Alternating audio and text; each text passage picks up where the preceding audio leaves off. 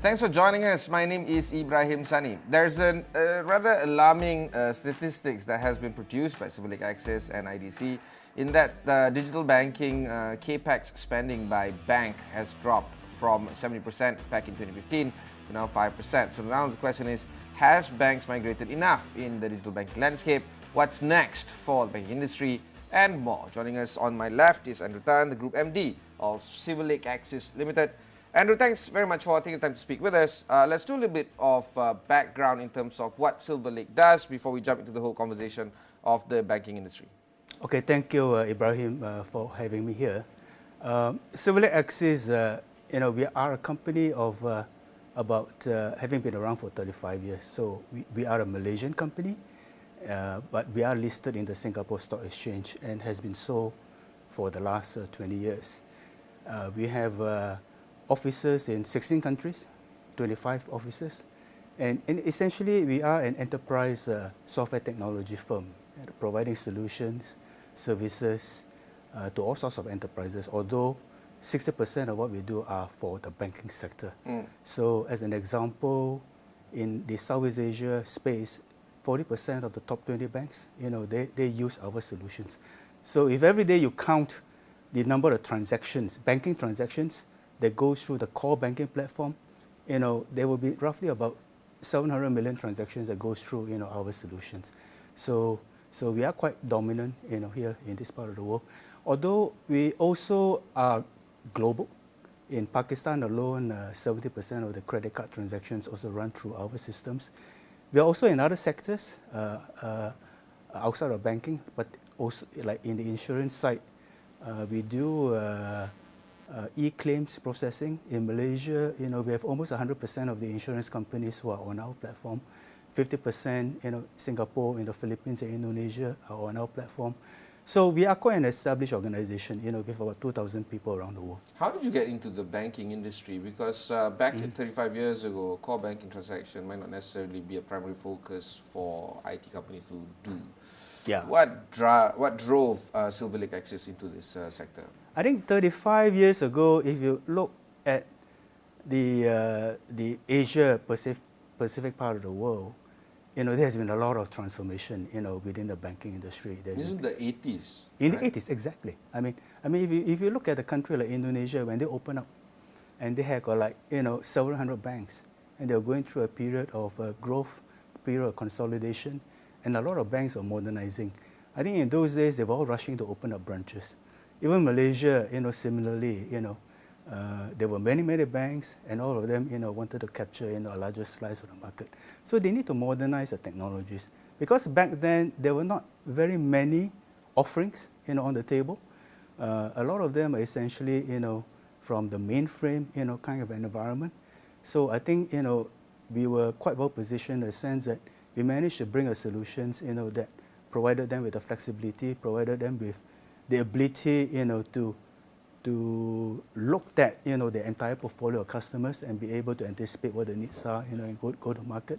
Plus also the fact that, the providers are mainly multinational players. So we are one of the few, Asian players.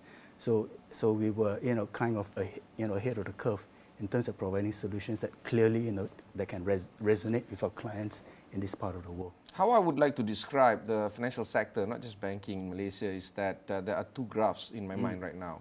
The first is a J-curve in terms of transactions. When it comes to timeline, some years ago compared to today, there's a lot of transactions. And if I were to put my thinking hat on, the transactions are just going to grow in the future. That is in terms of the transaction. In terms of players, however, there seems to be a waxing and waning. There was a time, maybe you can tell me, because you've been around for far longer than I have. The players were out of control, I suppose, the number of players, to a point where it became necessary for the central bank to discuss with the players, existing players, to amalgamate some of the players. We're looking at the noughties, we're looking at the 90s, to a point where the commercial banks have now, I guess, reached a saturated period. And development banks, for instance, have also amalgamated. In fact, there's one now between MREF, MBSB, and the likes. But so it's widening, and then it's narrowing, and now it's widening again, but not in the sense of a traditional banking player, We're looking at e-wallets. We're looking at digital bankings, digital banks now coming to play. So how do you reconcile the number of entities and institutions versus the ever-increasing number of transactions that's going to happen in the future to come? Well, I mean, let's not call it the banking industry. Let's call it the financial services industry, right? I think the distinction between banking and non-financial services entities, is becoming blurrier and blurrier. I think with the advent of digitalization and the coming in and of very agile fintech type players, so it's kind of becoming a play where they need to coexist together. But I think at the end of the day, what you will see is that because there are all kinds of new transactions apart from just going to the bank and deposit a banking transaction or withdraw money from ATM or go online banking. Now you got all sorts. I think the volume definitely has increased. With the likes of the easy way that you can do payments in the world. So I think e-payments actually contributed to a large part of the transaction. The volumes have definitely gone up. And not just the big volumes. It's also the microtransactions. Exactly. You can buy a can of Coke, 2-3 ringgit, and you pay QR. That has to be captured somewhere, right? Yes. So what does it mean in the joint report that the International Data Corporation, or IDC, and Silver Lake is doing, that shows that banking investment, the investment or capex into digital banking has dropped from 70% just 8 years ago to 5% this year? Does it mean that financial institutions are not looking into this kind of space any longer, or is there something else? I think they are definitely looking into it. I think they are looking at broadening the customer base. That's for sure. And I think the segment which is what I call the lower tier customer segments are in many ways the segments the banks want to get back into. But what they need to do is a few things. They need to create products that are more that can resonate with the space. And like you say it could be in micro lending, right? It could be lending in the hundreds of ringgits as opposed to the thousands of ringgit. So they need to create that kind of ability. But at the same time, in terms of assessing the risk, also becomes different. I wouldn't say that they are not investing in it. I would say that it is a totally different ball game that they need to get into, because that's a space where the fintechs have naturally affiliated themselves to, and I think banks are figuring out how they can get into the space, and they are investing in digitalization. I think more and more the shift of the investments are away from the traditional core banking to more on areas with the use of analytics, with the use of artificial intelligence and applications that can help them be more agile to come with applications that can really roll out and get customers where from a point of contact, like let's say getting them to be interested in a loan, to a point where they can actually disperse money. I mean, you can do it as quick now with a lot of banks in 15 to 20 minutes. Yeah, but the report also shows that core banking transactions, about 40% of them have failed or completely stopped. You're absolutely right. So what does that mean? Absolutely right. We're absolutely right. See, just to regurgitate, the report further revealed that approximately 40% of core banking transactions have either failed or stopped completely, marked by overruns in budget and under-delivering of expectations or scope. Right. The biggest decision, or not so much of a decision, but the biggest priority in a bank, as opposed to 35 years ago now, the biggest priority is not in changing the core, because I think most of the banks know that changing the core banking platform is a very complex exercise. Now, as part of CIMB, it was really messy. I think Silver Lake was your client. Correct, yes. It is an impossible task. Yeah, but we did it. Legacy, we did it. Legacy issues, different entities merged, cross-border problems. I'm not just talking about Bank Bumi, CIMB Southern Bank issues. I'm talking about Niaga and Bank Lipo. It was just a mess. Yeah. But yes, you did it. Yeah. I think at the end of the day, while the percentages of failures are high, I think at the end of the day, it doesn't mean that it cannot be done, successfully. I think it's all about how we scoped it. It's all about but getting the right the partners conversation in. then was like, why are we doing this? Why don't we just start anew and run with that and just migrate everything there? It's a lot easier, simpler, quicker, faster, cheaper. Well, I guess in many bank situations, when they make the critical decision, to embark, on a new core banking platform, I mean, they have to do it, with, very deep foresight about what they want to do in terms of getting the ROI. I mean, examples of banks like, let's say UOB or OCBC or, even CIMB or Bank Raya Indonesia, Bank Raya Indonesia or Bank Mandiri, they're all our customers, and they have been our customers, for a very long time. And I think, the impetus for them to change, has been, a variety of reasons, because the old core is just not doing the job, where they were. But they do realize that making the change, is not going to be easy. So what they have to do is to make sure that, the people that they work with, the vendor that they partner with, our vendors' reputation and proven background, that they can get the job done. Like I said, we have been in the business for 35 years. We have got 300 banking clients around the world, and I can say, with pride, that we have successfully converted all our clients to our platform from all sorts of, different platforms.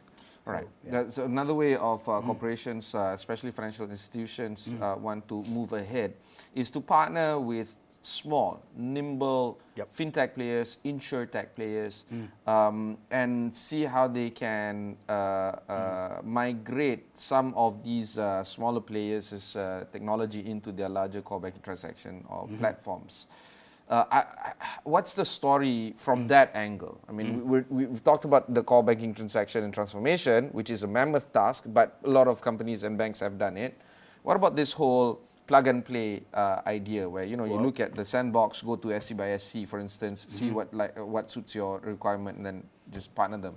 Yeah, I think the landscape has changed a lot, up to now. I mean, as I said before, the priorities for bank to totally change the core banking, is not the top priority. I think the top priority is, like you said, there's a lot of all these fintech companies out there. There's a lot of new ways to engage the customers. Customers are also, demanding that the banks, deal with them, operate with them differently, competition, etc., etc., etc. So it's come to a world where the banks are finding that they need to coexist. And the banks are finding that, in many cases, they find that, their core platform is actually inhibiting them from doing so. So this is where, cloud, comes about, right? And with the advent of cloud, banks are able to actually do a lot of the leapfrogging, because in many ways, cloud, first and foremost, I think from an economic perspective, offers the most flexible and economic way, of allowing banks to embark on what I call experimentation, right? And it is inevitable. All the fintechs are all riding on. But all regulators, especially Bank Negara, allows for experimentation to happen. They have a sandbox, see what goes there. There are regulations. There are compliance related initiatives which you just have got to make sure that you comply. But I think the shift, from the traditional way of providing banking applications, a more agile way that actually works on the cloud, is happening. It's happening. I mean, nobody's going to dispute that cloud migration is a non-critical factor. It is a critical factor. Absolutely.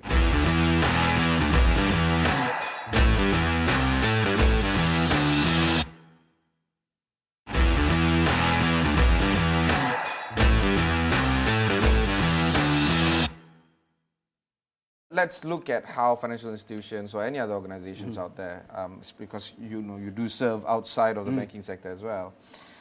So how the shops are arranged. When you have 5 roles overlapping and people can't really define what the differences are, for instance, Chief Technology Officer, Chief Information Officer, Chief Intelligence Officer, Chief Data Officer, Chief Analytics Officer, and then when you ask the 5 of them what's the difference between one another, they all fumble. I mean, if you ask a CEO and a CFO, what's your role? They can easily say, oh, I'm counting the beans, he's doing the business. Done. Simple. Yeah. Okay. But you have these 5 roles, some of them are there, some of them tak ada, and then you wonder, and then you're a vendor or whatever, you try to, and then the app fails, who do you complain to? It's a bizarre moment. Yeah. So how do you resolve that kind of, I'm sure you're facing this kind of thing.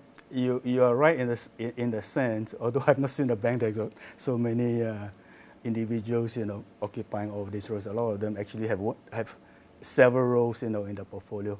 But I think, at the end of the day, those roles, however you want to put it organizationally, are required. If you want to succeed, in the future, whether it is on the digital side, whether it is on the analytics side, so on and so forth. I think at the end of the day, I think the bank must have a clear strategy, right? To move forward to the future. I mean, I know they're your clients. I'm less optimistic. Well, if you look at the cost-to-income ratio, banks are rising. You're right. If you look at the ROI, they're decreasing. ROE, sorry. Yeah. So. Well, I think the biggest concern in any bank is to, how to reduce the cost-to-income ratio, right? I mean, that's one of the biggest concerns. That's on the cost side. But I think on the other side, they have the other concern as to how to increase the engagement with customers. So it's a two sides that they need to balance. It's not capturing ROE. There's a two things they need to balance. And I think definitely the cloud technologies, definitely if you do it right, gives you a lot of avenue, to reduce the cost. Okay, let's talk about that. If you do it right. Let's talk about that. So what would be the things that would constitute to doing it right using cloud? Well, a clear example. It's very clear, right? I mean, if you're not on cloud, you're owning all the capex of all the infrastructure that you have right now on your own, right? Cloud is a shared resource environment. Definitely, if your mind is oriented, to that shared resource environment, definitely it's going to cut down, in fact, on your capex. What is the thinking right now among the industry? I think the thinking is that it clearly provides a benefit. Anybody militantly opposing this whole idea? Well, I think there are resistance. I think a lot of the resistance is more in terms of understanding what they need to give up. The huge investments they make, currently on the current infrastructure, and what does it mean, when you're on the other side, and what about security? How secure is it? What would the regulators say, if I enter in a long-term, arrangement, with a cloud provider, and all the applications I've invested and built, if I were to move it there, what are the implications? What kind of disruptions, is going to cause, and is it going to work? Okay, that is in the element of taking off the capex element when you go to cloud. Another area of exploration that you can share with us in doing it right? Well, if you do it right, you definitely, the way you develop applications on the cloud, is very different from when you are on the premise. There are all sorts of tool sets that you can use, that's an agile development approach. As an example, in the old days, it could take you up to 2 years to build something.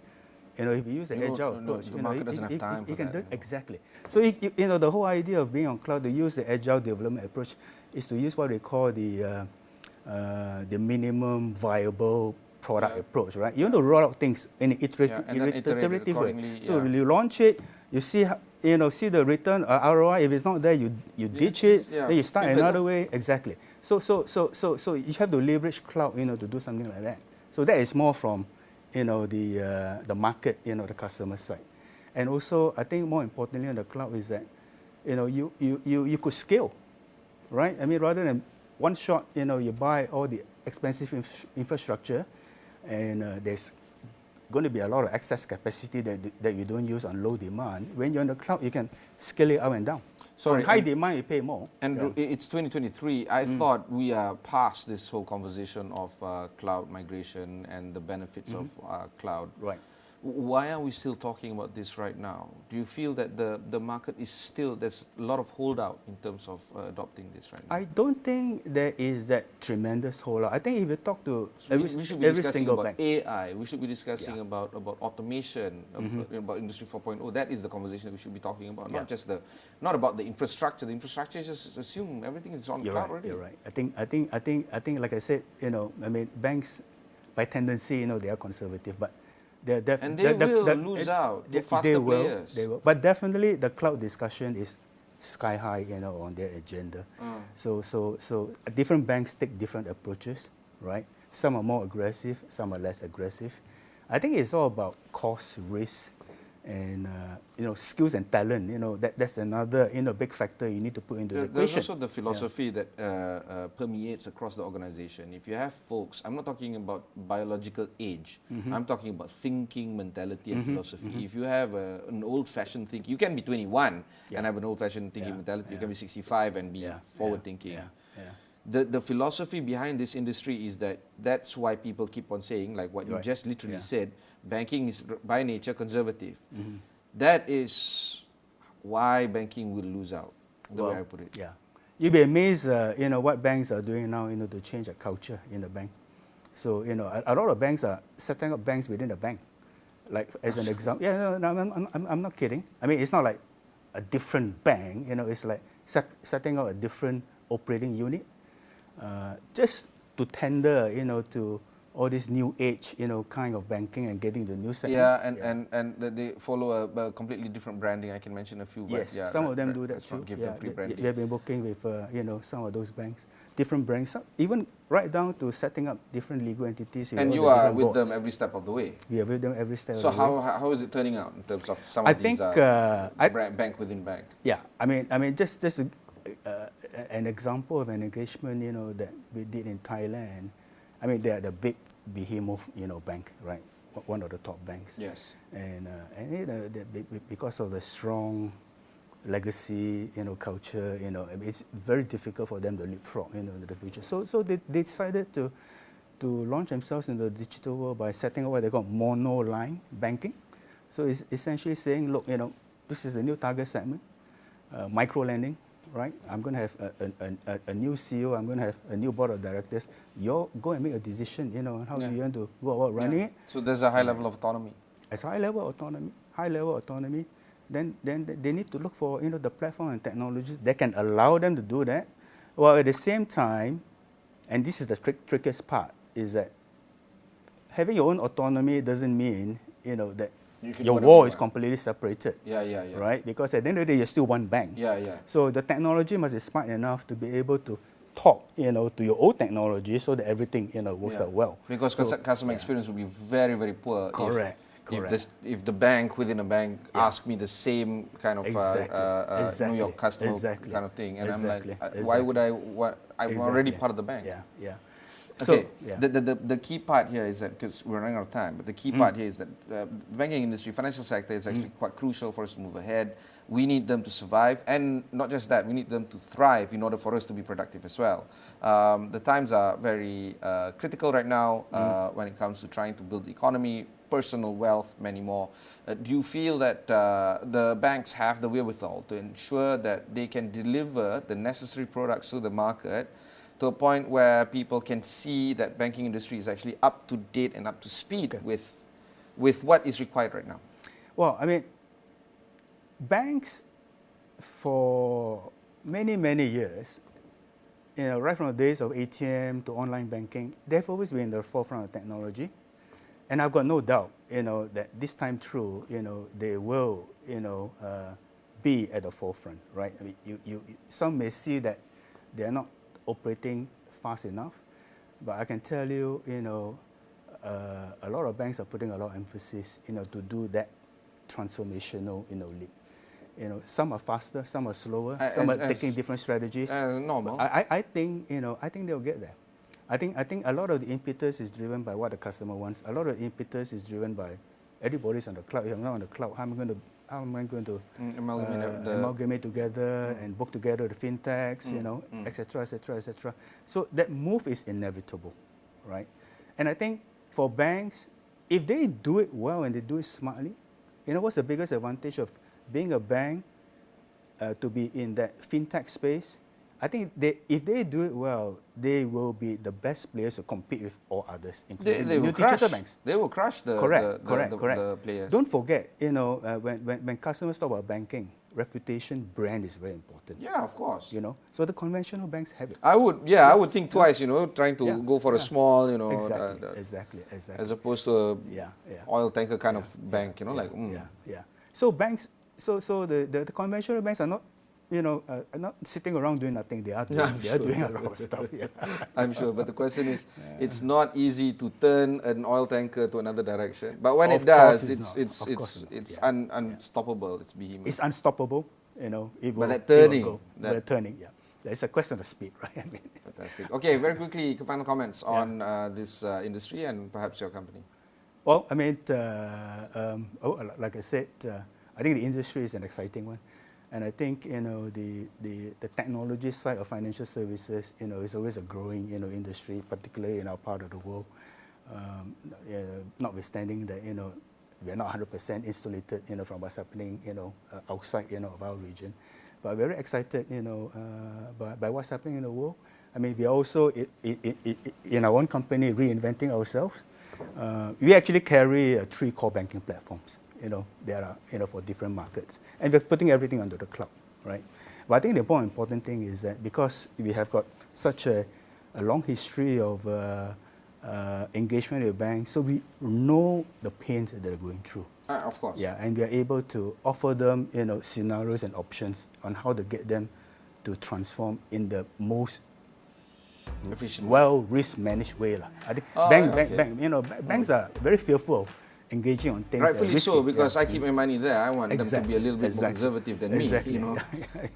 Okay, fantastic. That was Andrew Tan, the Group MD of Silver Lake. You can learn more about their company at their website. Also, there's a lot of resources that can be found here on Astro Awani. Do check out Niaga Awani on all our resources there as well. My name is Ibrahim Sani. Catch you in the next one.